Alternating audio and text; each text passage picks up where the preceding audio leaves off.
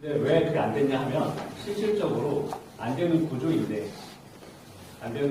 그런 부분들을 맥을 짚지 못하고 그냥 해야 된다는 정치적 프로파간다만 지금까지 있었던 것이 아니냐 하는 게 저희 생각입니다.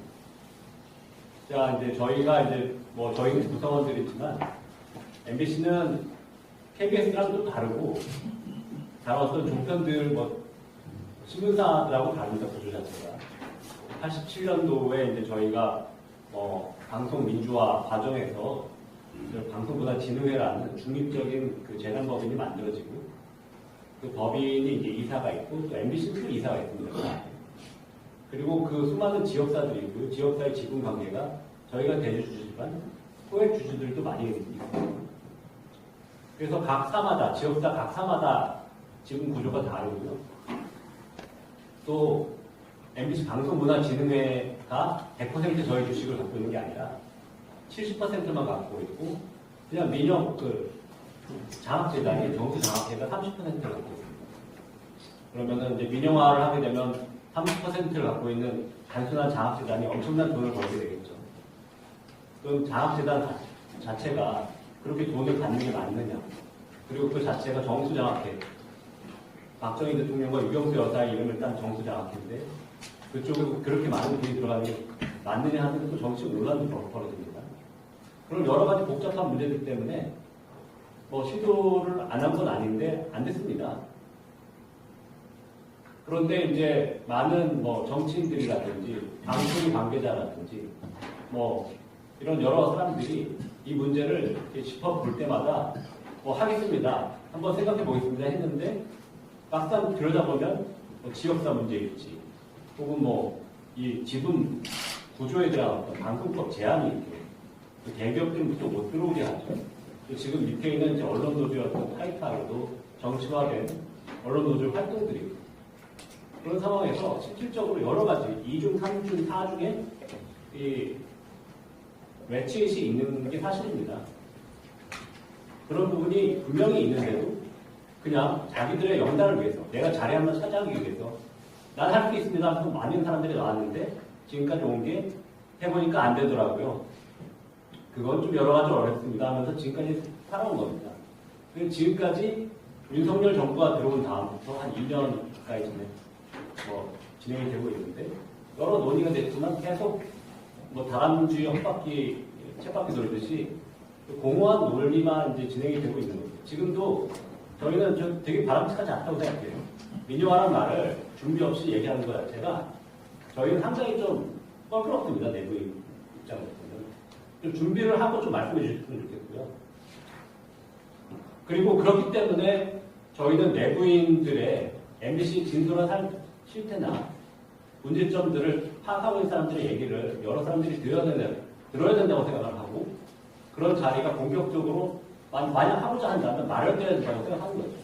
옛날처럼 어디 무슨 정수장학회 사무실 가서 몰래 하는 그런 식이 아니라 진짜 MBC가 바뀌어야 된다고 생각한다면 또 국회에서 혹은 이런 토론장에서 다 뭐라 그래서 한번 얘기도 해보고 이런 대안도 내보고 저런 대안도 내보면서 진행이 돼야 될 사안이라고 생각합니다. 그렇지 않고 하는 단순하게 민영화, 일공영 다민영화 체제 이런 식으로 한다는 건 지금 공허한 내압이라고 저는 생각합니다. 그렇기 때문에 이 부분은 기본적으로 MBC를 바꿔야 된다. MBC가 이렇게 편파적이고 불공정 방송을 계속하는 체제로서는 혹은 정치적 시기마다 정치적인 선동에 앞장서는 상황으로 봐서는 안 된다는 국민적 공감대와 함께 그 공감대의 힘에 의해서 지금 이게 법이 바뀌어야 된다고 생각하는 거고요. 그리고 지금 민주당이나 언론노조가 만들어 놓은 공영방송법 개정안 이걸 보면 무슨 직능단체장, 기자협회, 방송기자인협회 이런 어떤 직능단 PD연합회 회장 이런 분들이 지금 사장을 추천한다고 합니다. 다 지금 보시면 그렇습니다. 방송기자연합회 회장이 지금까지 불공정 보도를 주도했던 박성호 전 보도국장입니다. 그 사람이 지금 기자협회 회장이에요. 그 사람들한테 추천권 주면 되겠습니까? 옛날에 옛날에 그 저기 권정웅 전 사장 출근하지 못하도록 헐리우드 액션하면서 막았던 사람들이잖아요. 파업할 때 언론들에. 그래갖고 해고됐지 않습니까? 박성호 전 회장이. 그것처럼 제작 거부를 하고 MBC 파업은 이루어지고 제작 거부로 다시 파업은 아니잖아요. 기자랑 PD들이 표현의 자유가 억압됐다. 그렇기 때문에 우리 제작 거부를 한다. 하는 게 어지테이션입니다. 선동을 한번 한 다음에 이 사람들이 해고를 감수하고 이렇게까지 하는데 파업을 하지 않았어야 되겠느냐 해서 파업이 일어나는 겁니다. 그러니까 초록은 동색인 거예요. 그러니까 그런 식으로 해서 사장 선임권을 준다고 하는 것인데 국민들은 이거 제대로 인식하고 있습니까? 그렇지 않지 않습니까? 그러니까 이게 저희는 지금 저희는 많은 국민들이 되게 허탈해한다는 부분을 알고 있습니다. 왜냐하면 박근혜 정부에서 이제 문재인 정부로 넘어가는 그 시기에 방송사의 아까 2017년 상황에서 그 사장들이 저희는 불법 파업이라고 생각하는데 그 파업에 의해서 거의 강제력에 의해서 교체되고 또 저희는 저희의 어떤 마이크 다 빼앗겼습니다. 그 당시 보도국에서 끝까지 보도를 했던 사원들이라든지 취재 부서장들 이런 사람들은 다 지금까지 6년 이상 마이크 뺏긴 채 생활을 하고 있고요. 되게 힘든 생활을 하고 있습니다. 겨우 월급만 받는 생활을 하고 있는 겁니다. 근데 이런 상황에 대해서 많은 국민들도 같이 허탈해하고 있습니다. 그게 지지하고 그 방송에 옳았다고 생각하는 분들이 되게 많아요. 근데 이분들은 어떻게 자유들의 목소리를 잃어버렸기 때문에 이걸 어디서 우리가 이제 이런 스피커를 찾아야 되는지 모르는 거죠. 그렇기 때문에 아스팔트도 마시고 그리고 여기저기 이제 찾아갔는데 이제 대변해주는 목소리가 없는 거예요. 그런 상황이라고 저는 생각합니다. 그래서 분명히 정치적인 생각 앞에 한 50% 절반의 국민들이 있는데 이분들은 혹은 그 중도에 있는 수많은 사람들이 있는데 이 사람들은 자기 자신들의 목소리를 잃어버렸다.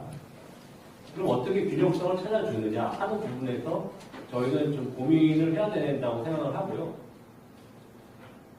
말하자면 종편이 만들어져 갖고 조중동이 각 TV조선이라든지 채널A라든지 다 만들어져 있는데 방송사는 기본적으로 여성과 청년들하고 중산층이랑 지금 이제 하는 민노총의 그 기본적인 30, 40대 사람들을 대상으로 해서 드라마 만들고 또 이제 예능 프로그램이 잘 돼야지 그래야지 먹고 사는 광고를 팔 수 있어야지 먹고 사는 규율입니다. 그 타겟이 지금 이제 진보나 좌파 사람들이 이제 주로 이제 그 타겟으로 삼고 있는 지지층하고 겹쳐요. 그렇기 때문에 조중동이 이제 종편화 되면서 점점 중도로 가고 점점 진보 쪽으로 갑니다. 그런 상황에서 점점 이게 지금 50% 혹은 중도에 있는 분들은 중도나 중도 우파에 있는 분들은 자신들의 목소리를 대변하는 매체를 찾기 어려워져요. 그런 상황에서 저희 미디어 진영이라는 게 있다는 것을 좀 이해를 해주시고 그런 상황에서 그렇다면 우리가 어떤 식으로 그 지금 방송 공정성 규제를 해야 되느냐 하는 부분들이 제 그림입니다. 공정성 규제라는 것에 대해서 저쪽은 왜 우리는 맥락 저널리즘, 손석희식의 맥락 저널리즘을 해야 된다 이렇게 생각하는데 왜 방송 표현의 자유를 규제하냐 이렇게 얘기하는데 저희가 모든 실험을 다 해보잖아요. 손석희식의 맥락 저널리즘이 손석희가 몰락한 이후에 MBC에서 스트레이트, PD 수첩, 혹은 신장식의 뉴스 하이킥 이런 식으로 계속 이어져서 파생돼 왔습니다. 그 시대에 살고 있는 거예요. 그 시대에 살고 있는 어떤 적나라한 정치적 선동과 거르지 않는 어떤 정치적 멘트들을 많이 받지 않습니까? 그런 상황에서 조금 더 나아가면은 미국의 러쉬 림보가 하는 것이 막 욕도 하고 You are lying 하면서 막 소리도 치고 하는 방송으로 가는 겁니다. 오바마에 대해서 원색적인 발언을 하죠. 그리고 트럼프가 결국은 선동을 해서 다 사람들을 다 의원을 다 몰고 옵니다. 그래서 민주주의 위기까지 발전하는 거죠. 그래서 그 미국의 그런 표현의 자유의 상황이라든지 이런 것들이 공정성 독트린이라는 것 자체가 폐지가 됐는데 사실은 그게 정답은 아닌 거예요. 그렇게 정답이라고 민주주의가 계속 유지될 수 있느냐? 모든 사람들이 계속 막을 달고 있습니다. 저희는 제가 뭐 25년 이상 이제 뭐 저널리스트로 생활했는데 제 느낀 거는 기본적인 기계적 중립이 일단 필요하다. 그래야지 대한민국이 더 극단으로 대립하지 않고 좌우가 그래도 토론을 하는 그런 장이 열린다. 이런 거죠. 그렇게 생각을 하는 겁니다.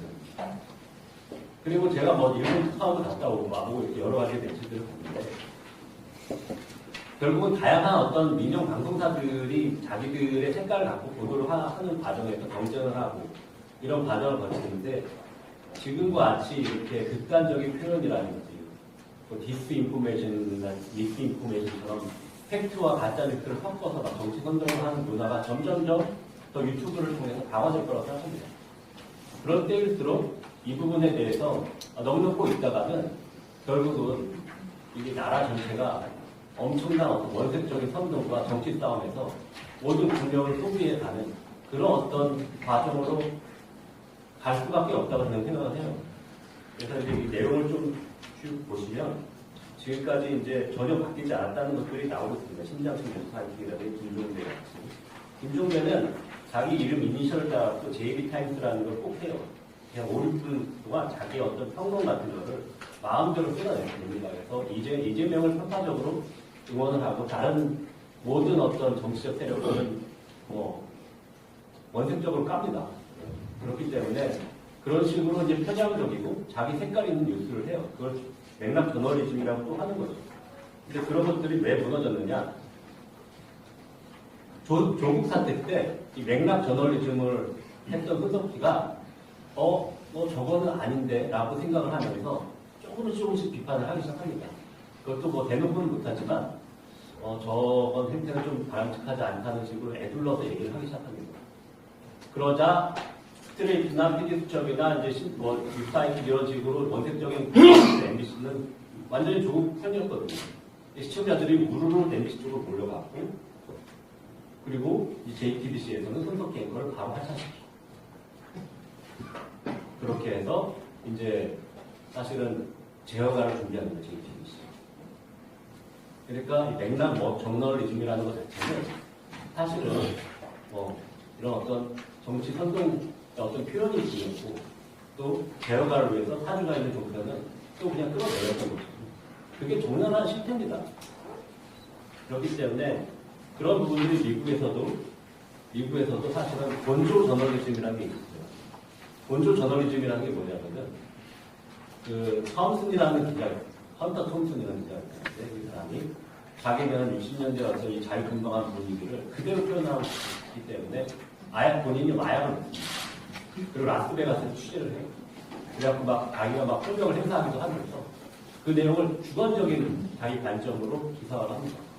그래야지만 자유의 지평이 넓어지고 상상력의 지평이 넓어지고 더 많은 세계를 시청자들이나 독자들이 경험할 수 있다. 하게 본질 저널리즘입니다. 그게 지금 사장이 돼서 여러 가지 선동 정치로 CNN은 더 그런 좌측으로 발전을 했고 또 이제 팍스뉴스는 이쪽으로 발전했는데 이거 자체가 사실은 결국은 양극단으로 갈등만 대립시켰다 하는 부분이죠. 그렇기 때문에 지금 상황에서는 방송은 결국은 그런 기계적 중립, 공정성 독트린이 다시 돌아와야지만 그나마 덜 싸우고 서로 대화하는 어떤 공론회장이 만들어진다 하는 게 제 주제인데 좀 읽어보시고요. 더 할 말씀은 다음 세미나 때 말씀드리겠습니다. 감사합니다.